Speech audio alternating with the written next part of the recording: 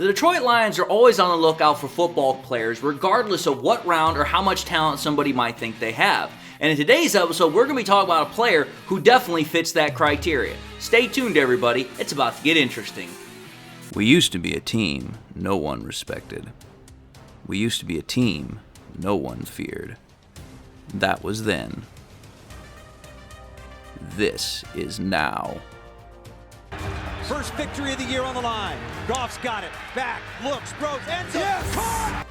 You know who we are. 10, 5, end zone. Touchdown, Detroit Lions. And you know where to find us. We won't be far.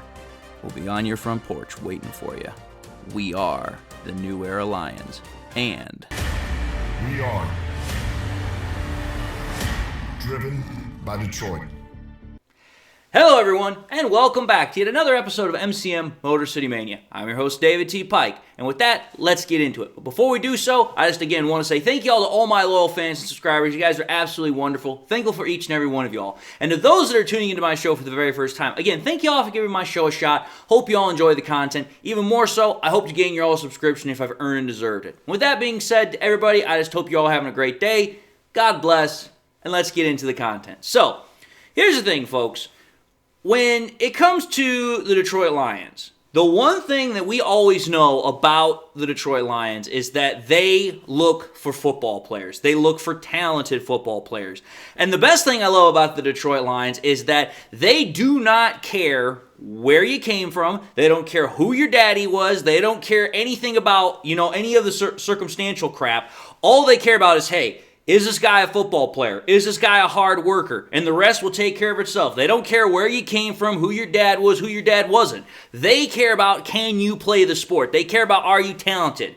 And when you think about it, that right there has opened the doors for a lot of other people to come onto this football team of the Detroit Lions and really be able to do some things that we haven't seen from the Detroit Lions in a long time. Because it's like, listen, we don't care if you came from a Big Ten college. We don't care if you came from the SEC. We don't care if you came from the Pac-12. All we care about is, can you play the sport? Well, here's the thing. When it comes to the sport of football, you're always looking to find players who can be multi-positional or have multiple talents within the game of football. Now, these types of players are extremely hard to find, and they're the types of players that coaches covet because of the fact that they're extremely hard to find. When you're thinking about it, trying to find a player that is really good at just one thing, that's hard in of itself. But if you can find a player that is really good at multiple things on a football field, that makes them extremely valuable because now it's like, okay, I can use this player in multiple areas. I can use this player in multiple ways, which means that now I don't have to always, convert resources into getting multiple players to play multiple positions. I can use this guy in 2 or 3 different spots, which that really frees up space in a roster, especially when you're dealing with a cap space. Which for players, that means there's more opportunities for them to play, but at the same time, for coaches, it means now I have an opportunity to potentially save some room if need be. Now, when you look in the NFL, there are a couple of players who definitely are in that multi-positional or multiple talented or have the ability to play multiple positions within a game. And such players that I can think of right off the top of my head that are like this are players like Taysom Hill, Deebo Samuel, Christian McCaffrey, or Alvin Kamara. These are all guys that are very good or capable at more than one thing within the game of football. It might be, hey, you know what? They're a great running back, or they have the ability to really run the ball well. Or maybe they're really good receivers, and maybe they can run the ball really well after, or maybe they're good threats out of the backfield as a running threat. Or maybe they're really good at throwing the football as well. These are all things to consider when you're talking about players like Taysom Hill, Deebo Samuel, Christian McCaffrey, or Alvin Kamara. They all have the ability to do multiple things well, which not only, again, like I said, makes them valuable to their coaches, but it also makes them as dangerous on the field as you could possibly think of. Because at that point, it's like, listen, they're not just a one-trick pony. These are guys that you have no idea from play to play what they might be doing to help their team make a play or score. And that right there, again, makes them very dangerous and very valuable to their ball clubs. Now, when we're talking about the Detroit Lions in this area, we definitely have some players that fall into that criteria that can affect a team multiple ways. Such guys that we currently have are Jahmyr Gibbs, who is a great runner and also receiving threat out of the backfield. You have Jamison Williams, who's a great punt returner and also at the same time can run out of the backfield and also catch. And the same thing with Khalif Raymond, a great returner and also a good receiving threat. The point of the matter is that you have guys on this Lions ball club that can do what I'm talking about here. And for some people, that's really great to have. But I fully believe that if you can add more versatile players to your roster, then you should. And here's the other thing. If you can get them on the cheap, then why the hell would you not go out and get them? Because the player that I'm talking about specifically for today's episode is a guy that most people are probably not aware of other than his last name. And that's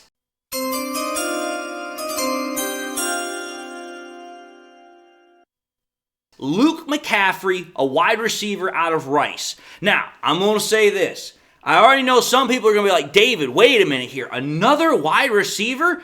Why are we talking about wide receivers as much for this draft? Don't we already have a lot of good wide receivers? I understand where you guys are coming from. But Luke McCaffrey is not your typical wide receiver. Let's just understand something here. I know where some people are probably coming from with this talk of the wide receiver nonsense.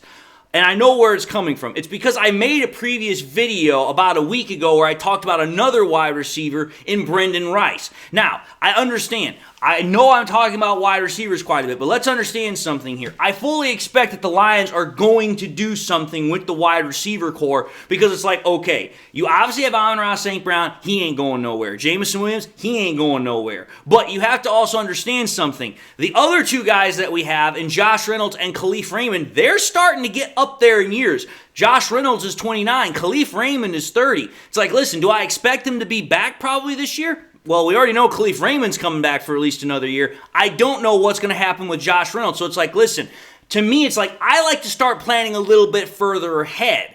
That's why I'm talking about wide receivers like Brendan Rice and now Luke McCaffrey. But I know that some people, when I made that video about Brendan Rice, they were like, a second or third round pick for a wide receiver right now kind of seems a little bit rich. So I was like, okay, fine. If a second or third round pick is a little too rich, how about maybe a fifth or a sixth round option? Because if you think about it, I've taken a look at Luke McCaffrey. He is considered a day 3 prospect. But if you take a look at this guy's film, you take a look at what this guy can do on the field, I think that this dude is a little bit more close to a day 2 prospect. Not necessarily a top of the second round, but more closer to like the mid or lower end of the third round.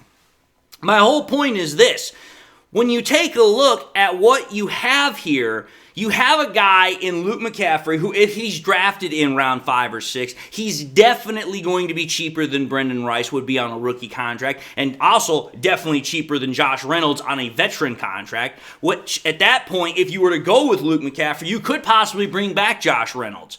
My whole point is this, is that if you're talking about trying to save money so that way you can use that money in cap space elsewhere, Luke McCaffrey makes a lot of sense because the guy has a lot to offer to the team, as we're about to talk here in a moment, but at the same time, he's going to come at a ridiculously cheap price. And at the same time, he brings developmental talent. This then leads me into my second point about the man. The man is a weapon. I mean, if there is one thing you need to know about Luke McCaffrey, it is the fact that he is a jack of all trades. This guy can do literally anything on a football field for an offense. He can run, he can throw, and he can catch. And the potential that he has is clearly evident to see when you start watching his game film. I'm just going to put a couple of highlights up on the screen as I talk about him, but you just take a look at some of these highlights. This guy is making great catches. He can run out of the backfield. I don't have any highlights of him throwing, but there's also statistical evidence that shows what he was able to do in college as a thrower. So you have a guy who can catch the ball really good. You have a guy who can run it out of the backfield. And as I said, he also in college threw the ball as well, which I'm about to talk about here when it comes to his statistical production. Because he was in college for 5 years. He got into college really, really early because right now I think he's only like 21, 22 years old. But the whole point of the matter is if you take a look at his 5 years in college, he had 2 years at Nebraska, he had 3 years at Rice. In terms of his rushing statistics over the entire 5 years he was in college, he had 157 rushing attempts to almost 1,000 yards, 5.9 an average a catch for 7 rushing touchdowns. Again, this is spread over 5 years. And again, he's not a running back. He's a wide receiver and a quarterback, primarily a wide receiver now because he used to play quarterback. But if you take a look at his receiving stats, which he's done all pretty much over the last 2 years he's been in college at Rice. 131 receptions for almost 2,000 yards, 13.2 an average a catch with 19 receiving touchdowns. 13 of those 19 receiving touchdowns coming in his final year at college, this last one. So he is definitely a really good receiving option. Now, obviously, I also said there is his passing numbers, which his passing numbers are not that great. I'll be admitted to that as well. They're 88 of 152 pass attempts. 57.9 completion percentage, 921 yards, 5 touchdowns to 10 interceptions. That was when he was primarily at Nebraska in his first year at Rice. So pretty much what we know about Luke McCaffrey is this. He went into college, he tried to be a quarterback, it didn't work for him. So he then decided to switch positions to wide receiver, and that's where he found his true calling. But understand what I'm talking about here, folks. You're talking about a guy who has shown that in a pinch or in a situation he can throw the ball, he can definitely run the ball, and he is a superb receiving option, as the stats clearly show and as I just showed in the highlight films. So, you've got a guy, like I said, he can do a lot of damage on a football field. So when you consider the fact that McCaffrey can run, he can throw, he can catch, his value goes up exponentially. Then we have to take a look at the practicality of him possibly being in the Lions offense. And what do I mean by that? I'm talking about offense coordinator Ben Johnson. If there is one thing we know about Ben Johnson, he has a tenacity and he has a proclivity for running trick plays. And Dan Campbell, he definitely makes it to be like, listen, I want our team to have the ability to run trick plays. I want our team to have the ability to throw other teams off guard. Now, just imagine this, folks. Just imagine this for a possible moment.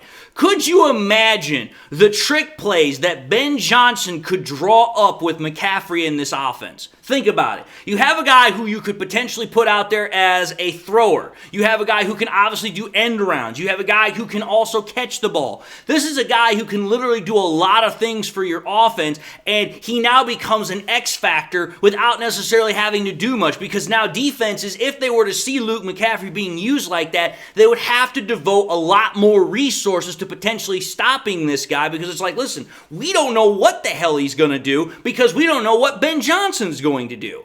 And then if you think about it even further, when you consider the fact that the Lions already have guys like Jamison Williams, Khalif Raymond, Jahmyr Gibbs already in this offense, then you add another guy who can run trick plays in McCaffrey, you have the makings of an offense that is deadly, because it is so dangerous and it's so unpredictable. You have no idea what's going to happen because the offense can literally strike from anywhere on the field and you don't know where it's coming from.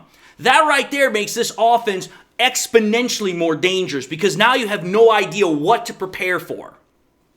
Now finally, to kind of go back to the original episode that I was talking about with Brendan Rice here, the last thing I have to say about Luke McCaffrey is the pedigree, because we have to understand something here. The McCaffrey family is definitely one that is a very athletic family, and it has a lot of strong ties to the NFL, particularly Luke's father and Luke's brother. His father, Ed McCaffrey, was a wide receiver that rose to prominence, particularly with the Denver Broncos. And then his brother, Christian McCaffrey, well, we already know what his story is. He's with the San Francisco 49ers, originally with the Carolina Panthers, and both of them have had great success in the NFL.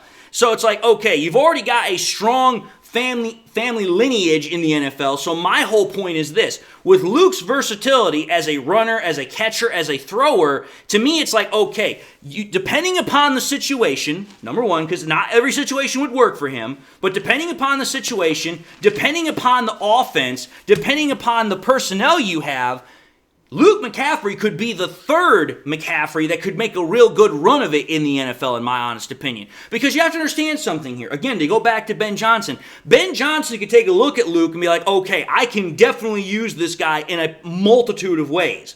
And again, I'm not talking about him just being strictly as a gadget player. This guy has the ability to be a good wide receiver. Again, you take a look at his measurables. He's 6'2", 6'3", about 200 pounds. That's exactly what Josh Reynolds is listed as. You take a look at his statistical production over the last 2 years at Rice, particularly his very last year at Rice. He has shown that he can produce. Now, I understand. Some people are going to be like, but David, he doesn't come from a big college. He doesn't come from a big conference. Who the hell cares? If there's one thing, like I said earlier, Brad Holmes does not care where you came from. It doesn't matter if you came from the Pac-12, the SEC, the Big Ten. It doesn't matter where you came from. He's grabbed guys from the CFL. It's like, listen, what he cares about is, can the guy play? Does the guy have talent? And when you take a look at Luke McCaffrey's stats, you take a look at his film, he definitely has the capability. I'm not necessarily saying Luke McCaffrey is going to be an all-star or a superstar like his father or his brother. But it's like, listen, if you're looking for a guy that's on the cheap that could come in and could be an impact player that could make a difference on your ball club because of the fact that he is so versatile, Luke McCaffrey fits that bill to a literal T. And that's why I'm calling him the best. He's the best kept secret in this draft, because it's like, listen, this is a guy who can literally do virtually anything for your offense if you scheme him correctly. And if we're talking about one of the best offensive coordinators in Ben Johnson, I can see Ben Johnson doing a lot of things with this dude which could make this Lions offense even more potently deadly than what it already is.